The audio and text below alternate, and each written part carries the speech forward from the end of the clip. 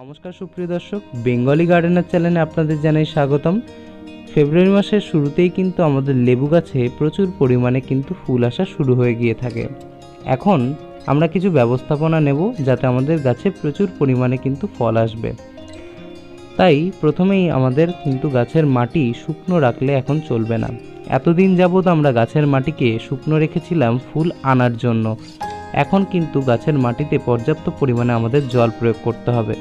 গাছের মাটির উপরটা শুকিয়ে এলে তখনই কিন্তু আমরা গাছে জল প্রয়োগ করব। কারণ এখন যদি বেশি পরিমাণে জল প্রয়োগ করা হয় এবং জল প্রয়োগ যদি কমও করা হয় তাহলে দুটোতেই কিন্তু আমাদের গাছের ফুল ঝরে যাবে। ফুল ফোটার পর আমরা কিন্তু গাছে কোনোভাবেই কীটনাশক অথবা ফাঙ্গিসাইড এগুলো স্প্রে করব না। এখানে দেখুন কিছু ফুলে গুটি সেট হওয়া শুরু হয়ে গিয়েছে, আবার এদিকে নতুন ফুলও আসছে। তাই এখন কিন্তু গাছে কোনোভাবেই কীটনাশক অথবা ফাঙ্গিসাইড কিছু স্প্রে করা যাবে না। কারণ এখন যদি আমাদের কীটনাশক বা ফাঙ্গিসাইড স্প্রে করা হয়, আমাদের যে পরাগ মিলনকারী পতঙ্গ বা আমাদের মৌমাছি এগুলো কিন্তু গাছ থেকে দূরে থাকবে। তাই আমাদের কিন্তু এখন গাছে পরাগ মিলন হবে না। তাই এখন কিন্তু অবশ্যই আমাদের গাছে কিন্তু এখন কীটনাশক অথবা ফাঙ্গিসাইড এগুলো স্প্রে করা যাবে না। গাছে যখন প্রথমবার ফুল আসে তখন যখন এরকমভাবে ফুলগুলো দানা দানা হয়ে যায়, ফুল ফোটার আগের অবস্থা হচ্ছে এটি, তখন কিন্তু আমাদের গাছে একবার ফাঙ্গিসাইড ও কীটনাশক স্প্রে করে নিতে হবে যাতে আমাদের ফুলগুলো না ঝরে। এই ফুল ঝরার পিছনে আরেকটি কারণ হতে পারে গাছে খাদ্যের অভাব।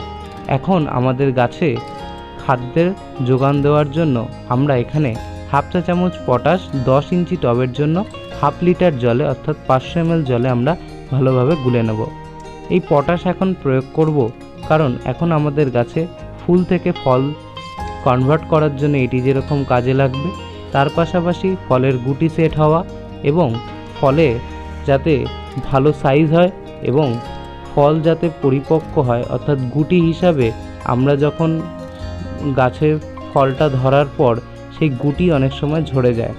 তাই এই ঝরে যাওয়া রোধ বিভিন্ন সমস্যা কিন্তু এই পটাশ এখন নির্মূল করবে।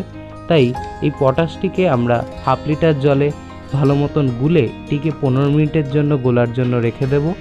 এরপর আমরা গাছের গোড়ায় কি করে এটিকে প্রয়োগ করব সেটি আপনাদের দেখিনি। প্রথমেই আমাদের গাছের গোড়ার মাটি আপনারা খুঁজবেন না, কারণ এখানে আমি দেখাচ্ছি যে গাছের গোড়া যখন কীরকম শুকনো থাকলে আমরা জল প্রয়োগ করব।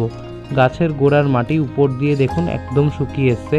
আমি যদি হাত দিয়ে দেখাই, দেখুন ভেতরের দিকে কিন্তু একটু ময়েশ্চার ভাব রয়েছে। এরকমই কিন্তু আমাদের গাছের মাটিকে রাখতে হবে।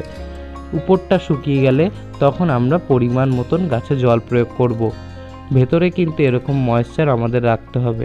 একদম শুকিয়ে গেলে আমাদের গাছের পাতা যদি নেতিয়ে যায় তখন কিন্তু আমাদের গাছের সমস্ত ফুল ঝরে যেতে পারে। তাই অবশ্যই আমাদের গাছের গোড়ায় ময়েশ্চার অর্থাৎ ভিজে ভিজে ভাবটি বজায় রাখতে হবে। এই সারটি আমরা বিকেলের দিকে যখন আমাদের মাটির উপরটা এরকম শুকিয়ে গিয়ে থাকবে তখন এটিকে প্রয়োগ করব। 15 দিনে একবার অর্থাৎ মাসে 2 বার এটিকে এই সারটি প্রয়োগ করব। এই সারটি প্রয়োগ করলে আমাদের গাছে যেরকম আরও ফুলের আগমন হবে, তার পাশাপাশি গুটি সেট হওয়া থেকে শুরু করে ফল ধারণ পর্যন্ত এই সার আমাদের দিয়ে যেতে হবে যাতে আমাদের গাছে খাদ্যের যোগান বজায় থাকে। এখন গাছটিকে কিন্তু সম্পূর্ণ রোদে রাখতে হবে। এখন কিন্তু কোনো মতেই গাছটিকে শেডি এরিয়ায় বা কম সূর্যালোকযুক্ত জায়গায় রাখলে হবে না। তাই আপনাদের কিন্তু এই কয়েকটি ব্যবস্থাপনা যদি আপনারা ঠিকভাবে রাখতে পারেন তাহলে কিন্তু আপনাদের গাছে প্রত্যেকটি গুটি থেকেই কিন্তু ফল সেট হওয়া শুরু হবে। ভিডিওটি যদি ভালো লাগে লাইক, শেয়ার এবং কমেন্ট করতে ভুলবেন না।